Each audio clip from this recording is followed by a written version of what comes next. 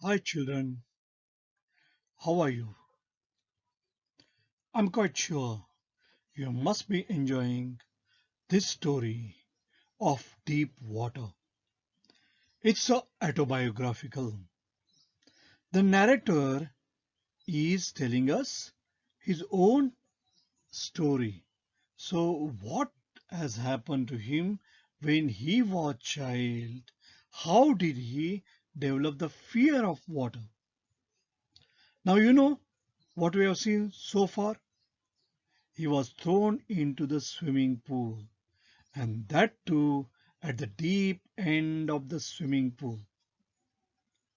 The kind of experience that we hear from him is a very thrilling and exciting. Now he tells us how he is very close to death. So let's go to this part of the story of deep water that is called Misadventure of the Writer. I went down endlessly. I opened my eyes. So he was going down in the swimming pool. So when he was going down, the journey downwards that appeared to be endless. Nothing but water with a yellow glow. So the water that he saw all around, that is yellowish, dark water that one could not see through. So everywhere, wherever he could see, it was only water and nothing else he could see. And as a result of that, what happened? Then sheer stark terror seized me. So what grieved him? The fear. Sheer, only that fear. Stark, complete or absolute. Absolute terror. So he was totally terrified. It was very terrifying experience for him. Terror that knows no understanding. Fear that has no understanding. Terror, that fear that knows no control. Terror that no one can understand who has not experienced it. So who will come to know about this terrifying experience? Only those who have been in that particular situation. Only they can understand. And what he was doing underwater, I was shrieking, I was screaming, crying out. I was paralyzed. So here he was paralyzed means he was not able to make any movement. He was totally paralyzed underwater, stiff. His body had become very hard, rigid, very hard with fear. And because of fear, he was not able to make any movement. Even the screams in my throat were frozen. That means it was choked. So the sound was not coming out. Though he was crying, nobody could hear his cries, only my heart and the pounding in my head. So his heart was beating and there was a beating in his head, probably the pain in the head, and that said, and just because of that, he could feel that he was still alive. And then in the midst of the terror, when he was totally terrified, came a touch of reason. Despite all that, he was able to reason out. He was able to think logically. So, how to survive? That was very important for him. How he can survive there. I must remember to jump when I hit the bottom. And what? How did he reason out? He thought that he would just jump when when he hits the bottom. So when he hits the bottom, he would soon make a kind of jump. So he would just push that bottom part of the pool and he would come up like a spring. At last I felt the tiles under me. My toes reached out as if to grab them. So he felt the toes that reached out means he want to touch that and then come out like a spring. I jumped with everything I had. So what he had decided, he could do that. He could jump, but the jump made no difference. The water was still around me. I looked for ropes, ladders, water wings. So anything that he could find that he was trying to look for, nothing but water. A mass of yellow water held me. So everywhere there was only water and nothing else. Stark terror. So here stark terror took an even deeper hold on me. So absolute terror was there. And despite all that, he was he was trying to reason out. Stark terror took an even deeper hold on me like a great charge of electricity. I shook and trembled with fright, so he was shivering now because of the fear. My arms wouldn't move, my legs wouldn't move, so he was totally paralyzed. He was not able to do anything. I tried to call for help, to call for mother. Nothing happened. He could do nothing. He used all his strength, but he was not able to do anything. His effort went in vain. He was remaining under the water. Still, he was not able to catch anything, and what he could see all around, nothing but water. Nothing but water. Now he started trembling with fright. And then strangely there was light. So there was a kind of ray of hope now. I was coming out of the awful yellow water. So he could come out of the water, at least my eyes way. My nose was almost out too. Then I started down a third time. So third time started going down into the water. I sucked for air and got water.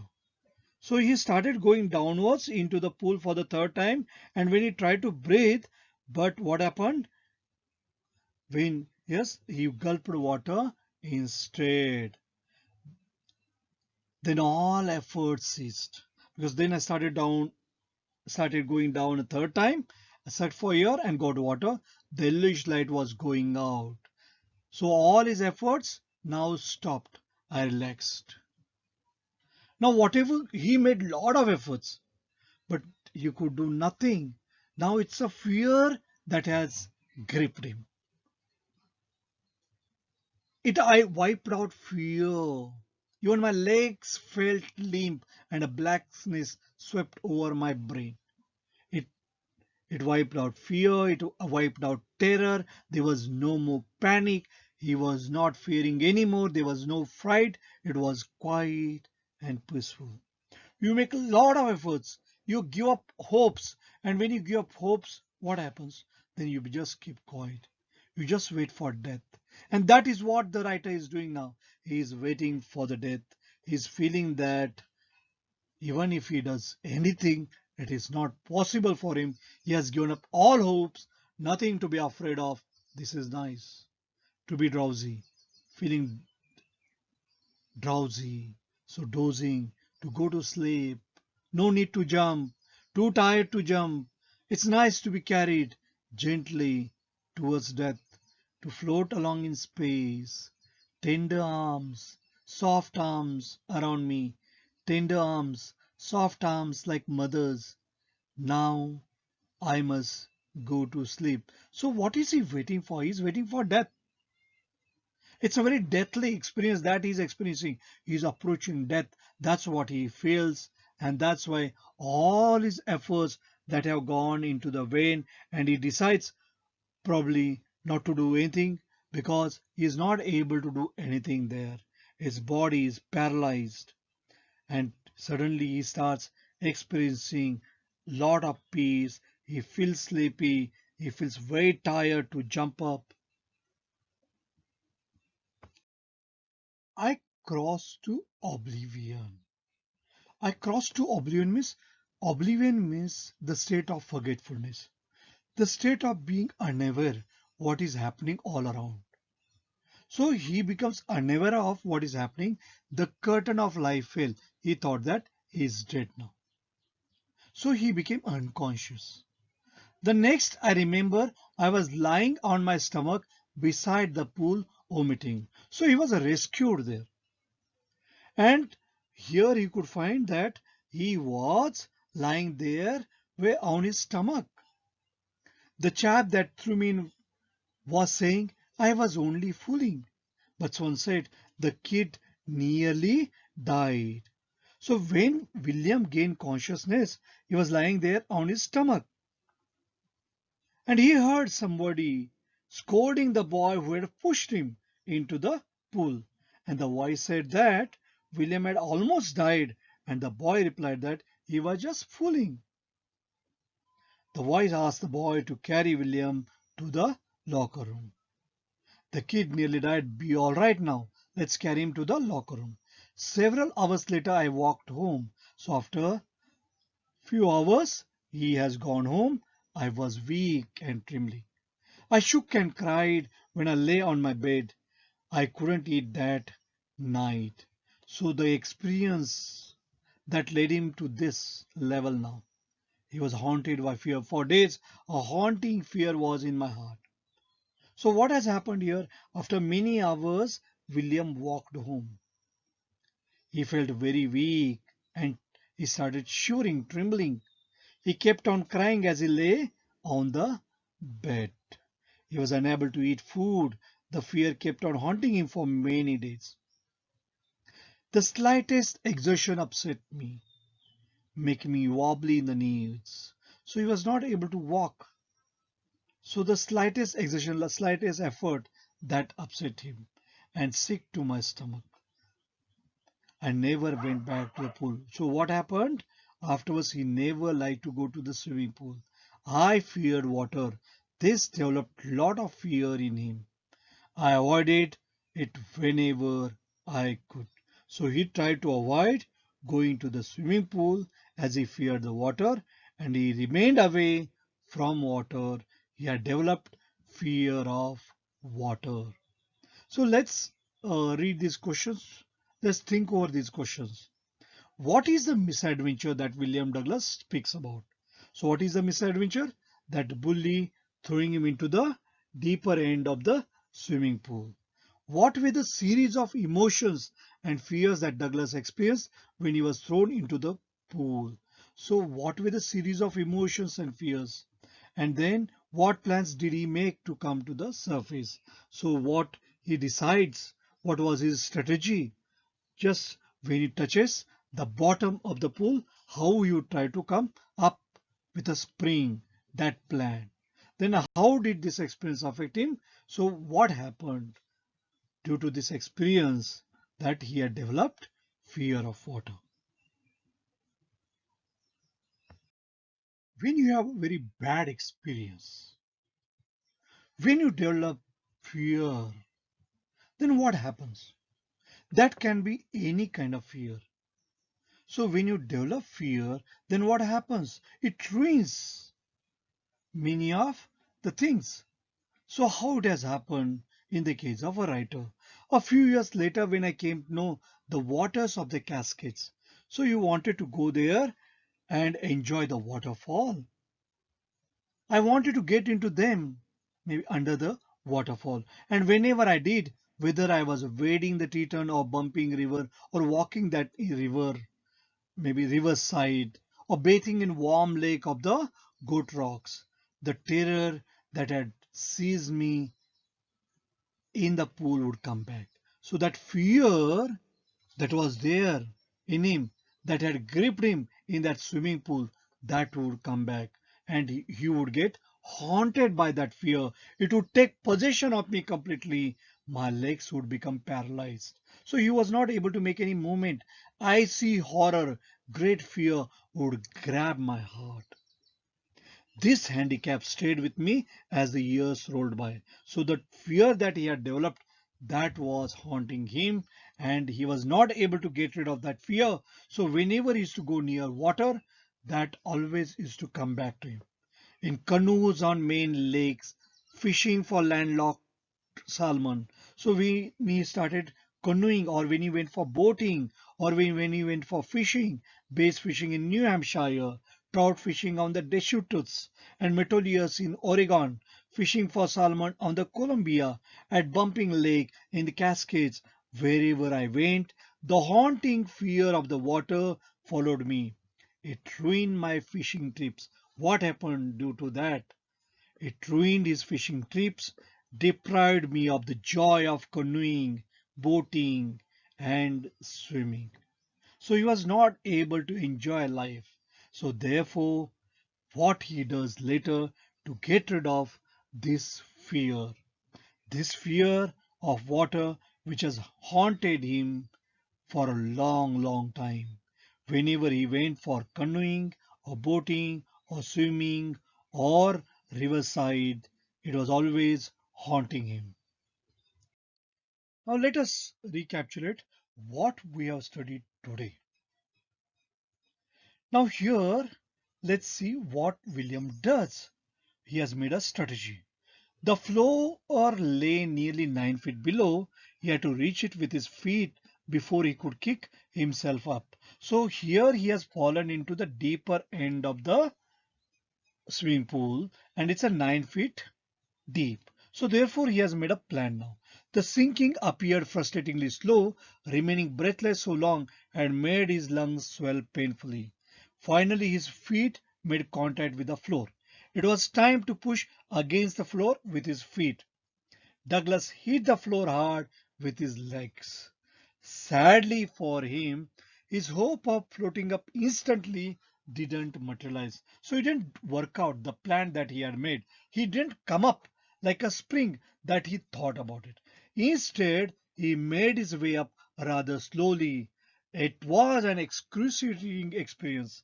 He looked around, but still submerged, he saw nothing but water. His attempt to cry out for help was futile as the water drowned out his cries. He seemed doomed. Happily for Douglas, he finally succeeded to bring his eyes and nose above water. His mouth remained under water. Douglas made frantic attempts to emerge to safety, but the water seemed to overpower him. His limbs sapped as he swallowed more water, his legs seemed weak and lifeless. Alas, Douglas was drowning again. Now here William summons all his strength. He gathers all his strength to keep his head above water and succeeds. He kicked and punched the water around in desperation. With each passing moment, he became weaker and weaker as the lungs and the brain began to falter. But Douglas never gave up. He summoned all his greed to think out the rescue plan. He had to hit the floor, kick against it, come up to the surface, and swim back to the shallow end of the pool. So he wanted to come to that end of the pool. The plan remained in active mode in his mind as he got drawn deeper and deeper into the water. Douglas began to panic, and unknown fright gripped him. His limbs were immobilized, and his brain lost its discerning power. Poor Douglas wanted to cry out to his mother, but his cries got muffled underwater. Finally, Lady Luck smiled on Douglas. He emerged from water with eyes and nose clearly out in the surface. The pervasive darkness vanished. There was light finally. Now William is rescued, but there was no deliverance from the ordeal yet. This bad experience ordeal, it is not that he was able to come out of that. Douglas began to go down again. Again he started going down. Then something intriguing happened. Douglas felt very calm. His tired limbs felt relaxed. His brain seemed some conversation going on. People were chatting animatedly. Someone was carrying him in his arms. He didn't feel any more panic. He seemed to be regaining his senses, but he lapsed into a curious sort of sleep. When he woke up, he found himself lying on his stomach by the poolside. He had thrown up. The extra water he had gulped had come out. He overheard someone saying that he was just choking. So who was that fellow? That was the bully. Apparently it was the same guy, that bruiser, who had pushed him to water. There was relief all around. It seemed as if he had a close brush with death and he had cheated it. He was carried into the locker room. So he was very close to the death, but somehow he escaped that. William is lying semi-conscious by the poolside. After a few hours, Douglas was back on his feet, trudging back home. So he was going slowly back home. He was weak, frightened, and shaken. The incident robbed Douglas of his composure and self-confidence. For days he was disturbed. From that day, Douglas shunned avoided the YMCA pool. So he decided not to go to the pool. The scary memories, the frightening memories clung to him for years. So what happened because of that experience? A few years later, the waters of the Cascades beckoned him. He waded through Teton and bumping river. He bathed in the warm lake of the Great Rocks. Each time the horror of the YMCA pool came back to his mind, gripping him like a vice. A chill went down his spine as he recounted the horror of the drowning incident. So each time when he went to the river or whenever he went to the waterfall, that horror, that terrifying experience again and again, he was experiencing it. His mind was haunted by all that. Douglas had grown up. He took the bad memories by stride and ventured to enjoy outings in nearby water bodies. In a canoe, he went fishing, but the fear of water continued to bring misery to him. In later part, we'll see how did he overcome the fear of water. How did he conquer fear of water. Thank you.